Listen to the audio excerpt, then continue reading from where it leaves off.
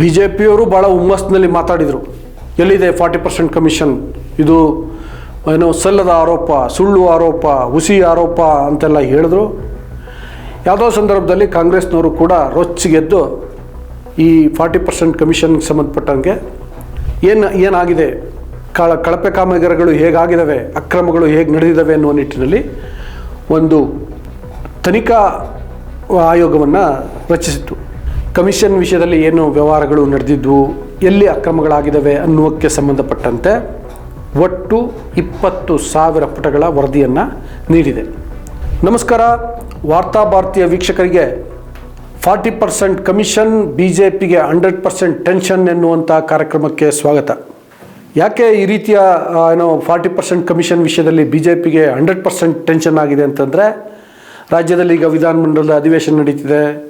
BJP ರಾಜ್ಯ ಸರ್ಕಾರದ ವಿರುದ್ಧ, ಕಾಂಗ್ರೆಸ್ ವಿರುದ್ಧ ತಿರುಗಿ ಬೀಳಲಿಕ್ಕೆ ಅಂತೇಳಿ ಅದರದೇ ಆದ ರೀತಿಯಲ್ಲಿ ತಯಾರಿಯನ್ನು ಮಾಡಿಕೊಂಡಿತ್ತು. ಬಜೆಟ್ ವಿಷಯದಲ್ಲಿ, ರಾಜ್ಯಪಾಲರ ಭಾಷಣ ವಿಷಯದಲ್ಲಿ ತಿರುಗಿ ಬೀಳಬೇಕು ಅಂತೇಳಿ ಅಂದ್ಕೊಂಡಿತ್ತು. ಹೋರಾಟದ ರೂಪುರೇಷೆಯನ್ನು JDS ಜೊತೆ ಸೇರಿ ರೂಪಿಸಿತ್ತು. ಆದರೆ 40% ಕಮಿಷನ್ ಅನ್ನುವಂಥ ವಿಷಯ ಚುನಾವಣೆ ಬಂದು BJP ಸೋತು ಅಧಿಕಾರ ಕಳ್ಕೊಂಡ್ರೂ ಕೂಡ ಬಿಡ್ತಾ ಇಲ್ಲ. ಮರ್ಮಾಘಾತವನ್ನು ನೀಡಿದೆ. ಏನ ಮರ್ಮಾಘಾತ ಅಂತ ಹೇಳ್ತೀನಿ. ಅದಕ್ಕೂ ಮೊದಲು ವಾರ್ತಾ ಭಾರತಿಯನ್ನು ಇನ್ನೂ ಸಬ್ಸ್ಕ್ರೈಬ್ ಮಾಡಿಲ್ಲದೆ ಇದ್ದರೆ ದಯವಿಟ್ಟು ಸಬ್ಸ್ಕ್ರೈಬ್ ಮಾಡಿ, ಲೈಕ್ ಮಾಡಿ, ಶೇರ್ ಮಾಡಿ, ಜೊತೆಗೆ ಕಾಮೆಂಟ್ ಮಾಡಿ. ನಾನು ಧರಣೀಶ್ ಪುಕ್ಕಂಕೆರೆ. ಈಗ ಡೀಟೇಲ್ ಆಗಿ ಏನು 40% ವಿಷಯ, BJPಗೆ ಏನು 100% ಟೆನ್ಷನ್ ಅನ್ನುವಂಥದ್ದನ್ನು ಹೇಳ್ತೀನಿ. ನೋಡಿ, ಕಳೆದ BJP ಅವಧಿನಲ್ಲಿ 40% ಅನ್ನುವಂಥ ವಿಷಯ ಬಹಳ ಚರ್ಚೆ ಆಗ್ತಾಯಿತ್ತು. BJP ಎಲ್ಲ ಕಾಮಗಾರಿಗಳಲ್ಲಿ 40% ಕಮಿಷನ್ ತಗೊಳ್ತಾ ಇದೆ. 40% ಕಮಿಷನ್ನಿಂದಾಗಿ ಕಳಪೆ ಕಾಮಗಾರಿಗಳು ಆಗ್ತಾ ಇದ್ದಾವೆ ಅನ್ನುವಂಥ ನಿಟ್ಟಿನಲ್ಲಿ ಬಹಳ ವ್ಯಾಪಕವಾಗಿ ಚರ್ಚೆ ಆಯಿತು. ಮತ್ತು ಗುತ್ತಿಗೆದಾರರ ಸಂಘ ಇಂಥದ್ದೊಂದು ಗುರುತರವಾದಂಥ ಆರೋಪವನ್ನು ಮಾಡಿತ್ತು. ಇದೇ ವಿಷಯವನ್ನು ಕಾಂಗ್ರೆಸ್ ಚುನಾವಣಾ ವಿಷಯವನ್ನಾಗಿ ಮಾಡಿಕೊಂಡು BJPಯನ್ನು ಸೋಲಿಸೇ ಬಿಡ್ತು. ಆ ರೀತಿಯಾಗಿ BJPಯನ್ನು ಅಡಿಗಡಿಗೆ ಕಾಡಿದಂತಹ 40% ಕಮಿಷನ್ ವಿಷಯ ಈಗ ಮತ್ತೆ ಮುನ್ನೆಲೆಗೆ ಬಂದಿದೆ. ಏನಂತಂದರೆ, ನಾನು ಆಗಲೇ ಹೇಳಿದ್ನಲ್ಲ, ಈ ಗುತ್ತಿಗೆದಾರರ ಸಂಘದ ಒಂದು ಆರೋಪ ಮಾಡಿತ್ತು. 40% ಕಮಿಷನ್ ತಗೊಳ್ತಾ ಇದೆ BJPಯವರು, ಇದರಿಂದಾಗಿ ನಮಗೆ ಕೆಲಸ ಮಾಡಲಿಕ್ಕೆ ಆಗ್ತಾ ಇಲ್ಲ, ಕಾಮಗಾರಿಗಳಲ್ಲಿ ಗುಣಮಟ್ಟವನ್ನು ಕಾಪಾಡ್ಕೊಳ್ಳೋಕ್ಕಾಗ್ತಿಲ್ಲ, ಜನರಿಂದ ನಾವು ಆರೋಪಗಳನ್ನು ಎದುರಿಸಬೇಕಾಗಿದೆ ಅನ್ನುವಂಥ ನಿಟ್ಟಿನಲ್ಲಿ ಗುತ್ತಿಗೆದಾರರ ಸಂಘ ಆರೋಪ ಮಾಡಿತ್ತು. ಗುತ್ತಿಗೆದಾರರ ಸಂಘದ ಆರೋಪವನ್ನೇ ಇಟ್ಕೊಂಡು ಕಾಂಗ್ರೆಸ್ ಚುನಾವಣಾ ಸಂದರ್ಭದಲ್ಲಿ ಈ ವಿಷಯವನ್ನು ವ್ಯಾಪಕವಾಗಿ ಪ್ರಚಾರ ಮಾಡಿ ಗೆದ್ದಿತ್ತು. ವಿಷಯ ಅಲ್ಲಿಗೆ ಮುಗಿದಿತ್ತು. ಆದರೆ ಅದಾದಮೇಲೆ BJPಯವರು ಭಾಳ ಹುಮ್ಮಸ್ಸಿನಲ್ಲಿ ಮಾತಾಡಿದರು. ಎಲ್ಲಿದೆ 40% ಕಮಿಷನ್, ಇದು ಏನೋ ಸಲ್ಲದ ಆರೋಪ, ಸುಳ್ಳು ಆರೋಪ, ಹುಸಿ ಆರೋಪ ಅಂತೆಲ್ಲ ಹೇಳಿದ್ರು. ಯಾವುದೋ ಸಂದರ್ಭದಲ್ಲಿ ಕಾಂಗ್ರೆಸ್ನವರು ಕೂಡ ರೊಚ್ಚಿಗೆದ್ದು ಈ 40% ಕಮಿಷನ್ಗೆ ಸಂಬಂಧಪಟ್ಟಂಗೆ ಏನಾಗಿದೆ, ಕಳಪೆ ಕಾಮಗಾರಿಗಳು ಹೇಗಾಗಿದ್ದಾವೆ, ಅಕ್ರಮಗಳು ಹೇಗೆ ನಡೆದಿದ್ದಾವೆ ಅನ್ನುವ ನಿಟ್ಟಿನಲ್ಲಿ ಒಂದು ತನಿಖಾ ಆಯೋಗವನ್ನು ರಚಿಸಿತ್ತು. ನ್ಯಾಯಮೂರ್ತಿ ನಾಗಮೋಹನ್ ದಾಸ್ ನೇತೃತ್ವದ ತನಿಖಾ ಆಯೋಗವನ್ನು ರಚಿಸಿತು. ಆ ಆಯೋಗ ಈಗ ವರದಿ ಕೊಟ್ಟಿದೆ. ಯಾವ ರೀತಿಯ ಅಂತಂದರೆ, ಒಟ್ಟು ಈ ಕಾಂಗ್ರೆಸ್ ಅಧಿಕಾರಕ್ಕೆ ಬಂದ ಮೇಲೆ ಏನು ಮಾಡ್ತದೆ ಅಂತಂದರೆ, 5 ಪ್ರಮುಖ ಇಲಾಖೆಗಳಲ್ಲಿ ನಡೆದಿರುವಂಥ ಕಾಮಗಾರಿಗಳ ಬಗ್ಗೆ, ಆ ಕಾಮಗಾರಿಗಳಲ್ಲಿ ಏನೇನು ಅವ್ಯವಹಾರ ಆಗಿದೆ ಅನ್ನೋದ್ರ ಬಗ್ಗೆ ತನಿಖೆ ಮಾಡಿ ಅಂತ. ಎಲ್ಲಿಂದ 2019 ಜುಲೈ 26ರಿಂದ 2023 ಮಾರ್ಚ್ 31ರವರೆಗೆ ನಡೆದಿರುವಂಥ ಈ 5 ಇಲಾಖೆಗಳಲ್ಲಿ ನಡೆದಿರುವ ಕಾಮಗಾರಿಗಳನ್ನು ಪರಿಶೀಲಿಸಿ ಏನೇನು ಅವ್ಯವಹಾರ ಆಗಿದೆ ಪತ್ತೆ ಮಾಡಿ ಅಂತೇಳಿ ನ್ಯಾಯಮೂರ್ತಿ ನಾಗಮೋಹನ್ ದಾಸ್ ಅವರಿಗೆ ತನಿಖಾ ಆಯೋಗವನ್ನು ರಚಿಸಿತ್ತು. ನ್ಯಾಯಮೂರ್ತಿ ನಾಗಮೋಹನ್ ದಾಸ್ ಆಯೋಗ ಈಗ 20,000 ಪುಟಗಳ ವರದಿಯನ್ನು ನೀಡಿದೆ.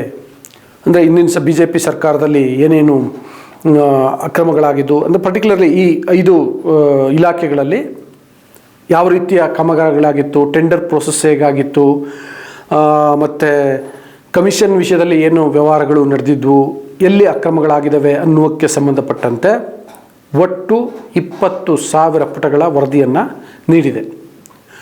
ಸೊ ಈಗಿನ ಕುತೂಹಲ ಏನು ಅಂತಂದರೆ, ವರದಿಯಲ್ಲಿ ಏನಿದೆ ಅಂತ. ಅಂದರೆ ಒಂದು ಬಿ ಜೆ ಪಿಯ ನಾಯಕರ ಪಾತ್ರ, ಯಾವ್ಯಾವ ಇಲಾಖೆಯಲ್ಲಿ ಯಾರ್ಯಾರು ಆಗ ಸಚಿವರಾಗಿದ್ದವರು ಅವ್ರ ಪಾತ್ರ ಏನು, ಮುಖ್ಯಮಂತ್ರಿ ಆಗಿದ್ದಂಥವರ ಪಾತ್ರ ಏನು, 2019ರಿಂದ 2023 ಅಂತಂದರೆ ಆ ವಿಷಯದಲ್ಲಿ BS ಯಡಿಯೂರಪ್ಪ ಅವರು ಬರ್ತಾರೆ, ಬಸವರಾಜ ಬೊಮ್ಮಾಯಿ ಅವರು ಬರ್ತಾರೆ. ಆಗ ಸಚಿವರಾಗಿದ್ದಂಥ ಅವರು ಕೂಡ ಬರ್ತಾರೆ. ಸೊ ಅವರೆಲ್ಲರೂ ಏನು ಅಕ್ರಮ ಮಾಡಿದ್ದಾರೆ, ಏನು ವ್ಯವಹಾರ ಮಾಡಿದ್ದಾರೆ ಅನ್ನೋ ನಿಟ್ಟಿನಲ್ಲಿ ತನಿಖೆಯನ್ನು ಮಾಡಿ ವರದಿಯನ್ನು ಸಲ್ಲಿಸಲಾಗಿದೆ. ನೋಡಿ, ಈಗ ಆ್ಯಕ್ಚುಲಿ ಕೋವಿಡ್ಗೆ ಸಂಬಂಧಪಟ್ಟಂತೆ ಅಕ್ರಮ ಆಗಿದೆ ಅನ್ನುವ ನಿಟ್ಟಿನಲ್ಲಿ ಒಂದು ತನಿಖಾ ವರದಿ ಸರ್ಕಾರದ ಕೈ ಸೇರಿದೆ. ನ್ಯಾಯಮೂರ್ತಿ ಮೈಕಲ್ ಡಿ ಕುನ್ನಾ ಅವರು ಕೊಟ್ಟಿರುವಂತಹ ವರದಿ. ಅದರಲ್ಲೇ BJPಯವರು ತಂಡ ಹೊಡೆದೋಗಿದ್ದು ಈಗ ಸರ್ಕಾರಕ್ಕೆ ಮತ್ತೊಂದು ಅಸ್ತ್ರ ಸಿಕ್ಕಂತಾಗಿದೆ. ಇಲ್ಲಿ ಗಮನಿಸಬೇಕಾಗಿರುವಂಥ ಮತ್ತೊಂದು ಅಂಶ ಏನಂತಂದರೆ, BJP ಇತ್ತೀಚೆಗೆ ತನ್ನ ಅಂತರ್ಜಗಳದಲ್ಲೇ ಕಿತ್ತಾಟದಲ್ಲೇ ಬಹಳ ನಲುಗೋಗಿತ್ತು. ಅದರ ನಡುವೆ ರಾಜ್ಯ ಸರ್ಕಾರದ ವಿರುದ್ಧ ಹೋರಾಟವನ್ನು ರೂಪಿಸ್ಲಿಕ್ಕೆ ಸಾಧ್ಯ ಆಗ್ತಿರಲಿಲ್ಲ.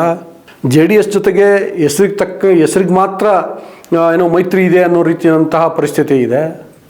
ಇದೆಲ್ಲದರ ನಡುವೆ ಈಗ ಈ 40% ಕಮಿಷನ್ಗೆ ಸಂಬಂಧಪಟ್ಟಂತಹ ಒಂದು ವರದಿ ಬಂದಿದೆ. ಇದರಿಂದಾಗಿ BJPಗೆ ಒಂದು ರೀತಿಯಲ್ಲಿ ಸರ್ಕಾರದ ವಿರುದ್ಧ ಹೋರಾಡಲಿಕ್ಕೆ ಒಂದು ಥರದ ಹಿನ್ನಡೆ ಈಗ ಸೃಷ್ಟಿಯಾಗ್ತಿದೆ. ಇನ್ನೂ ವರದಿಯಲ್ಲಿ ಏನೇನು ಅಂಶಗಳು ದಾಖಲಾಗಿದ್ದಾವೆ, ಯಾರ್ಯಾರ ಪಾತ್ರದ ಬಗ್ಗೆ ಉಲ್ಲೇಖ ಆಗಿದ್ದಾವೆ, ನೇರವಾಗಿ ಏನಾಗಿದೆ, ಪರೋಕ್ಷವಾಗಿ ಯಾರ್ಯಾರ ಮೇಲೆ ಪರಿಣಾಮ ಬೀರುತ್ತೆ ಅನ್ನುವಂಥ ಸಂಗತಿ ಗೊತ್ತಾಗಿಲ್ಲ. ಬಟ್ ಇಷ್ಟಂತೂ ಸತ್ಯ, 40% ಕಮಿಷನ್ ವಿಷಯ ಚುನಾವಣೆಗೂ ಮುನ್ನ BJPಯನ್ನು ಹೇಗೆ ಕಾಡಿತೋ ಅದರಲ್ಲಿ ಸ್ವಲ್ಪ ಮಟ್ಟಿಗಾದರೂ ಈಗ ಅದು ಮತ್ತೆ BJPಯನ್ನು ಕಾಡೋದ್ರಲ್ಲಿ ಅನುಮಾನ ಇಲ್ಲ. ಬಟ್ ಇದನ್ನು ಕಾಂಗ್ರೆಸ್ ಕೂಡ ಹೇಗೆ ಈ ವರದಿಯಲ್ಲಿರುವ ಅಂಶಗಳನ್ನು ತೆಗೆದುಕೊಂಡು BJP ವಿರುದ್ಧ ಹೇಗೆ ಕ್ರಮ ಕೈಗೊಳ್ಳುತ್ತೆ ಅನ್ನೋದು ಕೂಡ ಬಹಳ ಮುಖ್ಯ. ರಾಜಕಾರಣದಲ್ಲಿ ಎಲ್ಲರೂ ನೀ ಸತ್ತಂಗೆ ಮಾಡೋ, ನಾನು ಹತ್ತಂಗೆ ಮಾಡ್ತೀನಿ ಅನ್ನೋಂಥವ್ರೇ ಜಾಸ್ತಿ. ಹಂಗಾಗಿ ಕಾಂಗ್ರೆಸ್ ಮೇಲೆ ಅಷ್ಟೊಂದೆಲ್ಲ ಭರವಸೆ ಇಡಲಿಕ್ಕೆ ಸಾಧ್ಯ ಇಲ್ಲ. ನಾನು ಹೇಳೋದು, ಯಾವುದೇ ಸರ್ಕಾರ ಇರಲಿ, ಯಾವುದೇ ಪಕ್ಷ ಇರಲಿ, ಒಂದು ಪಕ್ಷ ಸರ್ಕಾರ ತಪ್ಪು ಮಾಡಿದರೆ ಇನ್ನೊಂದು ಪಕ್ಷದ ಸರ್ಕಾರ ಕ್ರಮ ಕೈಗೊಳ್ಳಬೇಕು. ಈಗ BJP ಪಕ್ಷದ ಸರ್ಕಾರ, ಸಚಿವರು, ನಾಯಕರು ತಪ್ಪು ಮಾಡಿದರೆ, ಅಕ್ರಮ ಎಸಗಿದ್ರೆ, ಅವ್ಯವಹಾರ ಮಾಡಿದರೆ, ಇನ್ನೊಂದು ಕಾಂಗ್ರೆಸ್ ಸರ್ಕಾರ ಆ ತಪ್ಪುಗಳಿಗೆ ಶಿಕ್ಷೆ ಕೊಡುವಂತಹ, ಅವ್ಯವಹಾರಗಳನ್ನು ತನಿಖೆ ಮಾಡುವಂತಹ ಕೆಲಸವನ್ನು ಮಾಡಬೇಕು. ಅದನ್ನು ಮಾಡುತ್ತಾ ಅನ್ನುವಂಥದ್ದು ಪ್ರಶ್ನೆ ಇರಲಿ. ಅಟ್ಲೀಸ್ಟ್ ಈಗ ನ್ಯಾಯಮೂರ್ತಿ ನಾಗಮೋಹನ್ ದಾಸ್ ಅವರ ಆಯೋಗ ವರದಿಯನ್ನು ಕೊಟ್ಟಿದೆ.